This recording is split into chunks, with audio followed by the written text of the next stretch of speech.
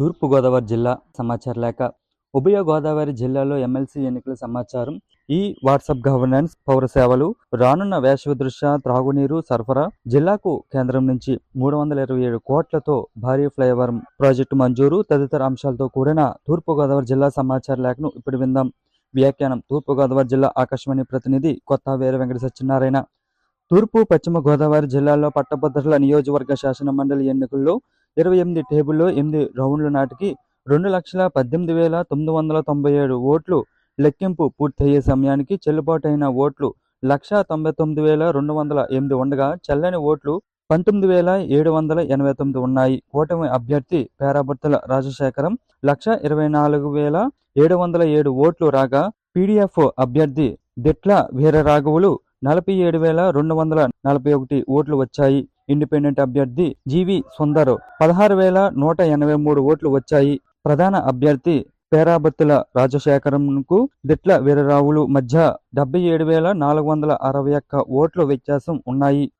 పౌర సేవలతో పాటుగా ప్రజలకు సమాచారాన్ని చేరవేసేందుకు ఈ వాట్సాప్ గవర్నెన్స్ ఉపయోగపడుతుందని అధికారులు ఆ మేరకు చర్యలు తీసుకోవాలని తూర్పుగోదావరి జిల్లా కలెక్టర్ పి. ప్రశాంతి తెలిపారు. పౌర సేవలు, ప్రకృతి విపత్తులు, భారీ వర్షాల సమయంలోనూ 95523000009 వాట్సాప్ నంబర్ ద్వారా జిల్లా ప్రజలు తమ వద్ద ఉన్న సమాచారం వేగంగా చేరవేయవచ్చని తెలిపారు.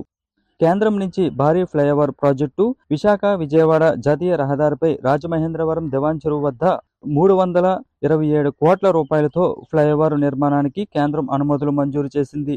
గామన్ బ్రిడ్జి జంక్షన్ వద్ద 2.5 కిలోమీటర్ల భారీ ఫ్లైఓవర్ను ప్రత్యేక అనుమతి ద్వారా మంజూరుతో కేంద్ర మంత్రి నితిన్ గడ్కరీకి రాజమహేంద్రవరం ఎంపీ దగ్గుబాటి పురంధేశ్వరి విజ్ఞప్తి చేశారు. ఈ ఫ్లైఓవర్ 2027 గోదావరి పుష్కరాలకు ఫ్లైఓవర్ పూర్తి చేసేలా ప్రణాళికలు రూపొందించడంపై ఎంపీ దగ్గుబాటి పురంధేశ్వరి హర్షం వ్యక్తం చేశారు. రానున్న వేసవి దృష్ట్యా త్రాగునీరు సరఫరా విధానంలో ఎటువంటి ఆటంకం లేకుండా చూసుకోవాలని తూర్పుగోదావరి జిల్లా కలెక్టర్ పి. ప్రశాంతి స్పష్టం చేశారు. ఓఆర్ఎస్ నిర్వహణ వ్యవస్థతో నాటికి అనుసంధానం చేపట్టే పనులన్నీ సమాంతరంగా నిర్వహించాల్సి ఉంటుందన్నారు. జిల్లాలో 180 హ్యాండ్బోర్ పంపుల్ని మరమ్మతులు చేపట్టి అధికారులు వివరించారు. పారిశుధ్య నిర్వహణ, సురక్షితమైన స్వచ్ఛమైన నీరు మరియు పారిశుధ్య సేవలు తగిన విధంగా నిర్వహించాలని తెలిపారు. విశ్వవిద్యాలయాల ఉపకులపతిగా మొట్టమొదటిసారిగా గిరిజన మహిళలను నియమించిన ప్రభుత్వానికి కృతజ్ఞతల్ని తొలి గిరిజన మహిళా వీసీగా తాను బాధ్యతలు స్వీకరించడం ఎంతో ఆనందంగా ఉందని, ఆదికవి నన్నయ్య విశ్వవిద్యాలయాన్ని అన్ని విధాలుగా అభివృద్ధి పదంలో నడిపిస్తానని వీసీ ఆచార్య సత్తుపాటి ప్రసన్నశ్రీ అన్నారు. ఆదికవి నన్నయ్య విశ్వవిద్యాలయ నూతన వీసీగా ఆచార్య సత్తుపాటి ప్రసన్నశ్రీ బాధ్యతలు స్వీకరించారు.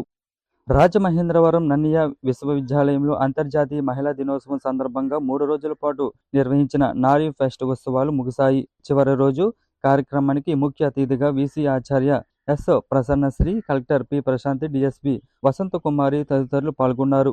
ఈ 3 రోజుల పాటు అనేక సాంస్కృతిక కార్యక్రమాలు నిర్వహించారు.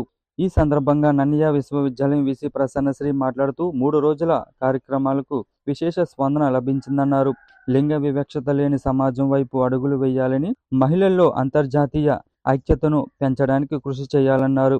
జిల్లా కలెక్టర్ పి. ప్రశాంతి మాట్లాడుతూ సమానత్వపు హక్కులను అలవాటు చేసుకోవడం, ఆత్మవిశ్వాసంతో ముందుకు సాగడం అలవర్చుకోవాలని జిల్లా కలెక్టర్ సూచించారు.